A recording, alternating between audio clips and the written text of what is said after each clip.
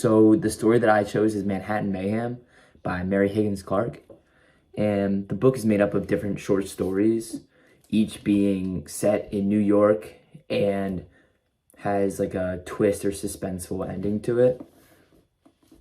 Each story is unique in their own way because it was each written by a member of the Mystery Writers of America. And the book was actually made to commemorate their 70th year together. So an important aspect of the stories is the fact that they are set in New York. And this adds a new element because of New York's lively city life. And they really show this in the short story, The Picture of the Lonely Diner, when the author does a great job at setting a surreal tone by taking out this element. He goes on to saying, there should have been laughter and conversation and the shuffling feet and the kind of hoots and yelps a happy crowd makes at 11 o'clock on a warm summer's evening. So to give a little context on the story, a man wakes up in a subway station that's completely guarded off by police tape, and he's just completely confused and he has no idea what's going on. And as he leaves the subway station and peers at the street, he realizes that there is nothing. Like he says, like there's no talking, there's no people, there's no cars. And it's just totally bizarre to him and unrealistic because being from New York, he's not used to this complete silence. But if you compare it to like any other city, at 11 o'clock, like it might be unrealistic to see no one, but I wouldn't say it's impossible. And I feel like this just shows how important the setting is to these stories because it can really show, it can bring a scene from being realistic and normal to surreal just by the fact that there are no cars or people outside. So probably my favorite short story is the second one, and it's about a woman who's mourning the death of her friend in Central Park and comes across this mysterious man who has the same book as her and seems to know a lot about her friend. And her friend was actually murdered in the park in a location that she did not know. But he starts to just like say suspicious like comments, and he like guesses that she was there mourning someone because it was the anniversary of her friend's death.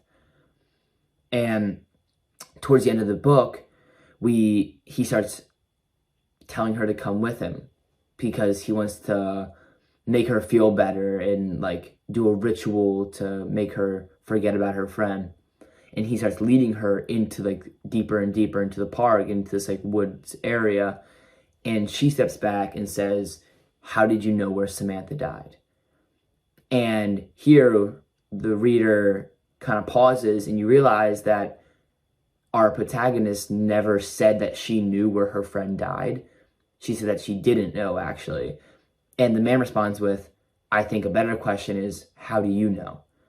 And this is the first big twist of the short story because it tells us that our protagonist knows more than we think. And the man actually reveals himself to be an FBI agent. And we later find out that our protagonist was actually the person that killed her friend.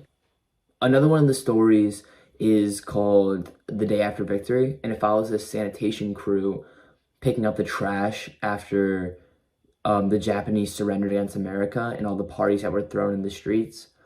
And one of the sanitation workers is actually a famous criminal, and he was hiding in this crew. And similar to White Rabbit, one of the sanitation workers was an FBI agent and was there to catch this criminal. And so they're having a normal conversation and the criminal doesn't know that he's an FBI agent, and he starts asking him questions. And this story is unique as in there's no violence in the beginning part of it, and there's only violence and murder like towards the last few sentences really.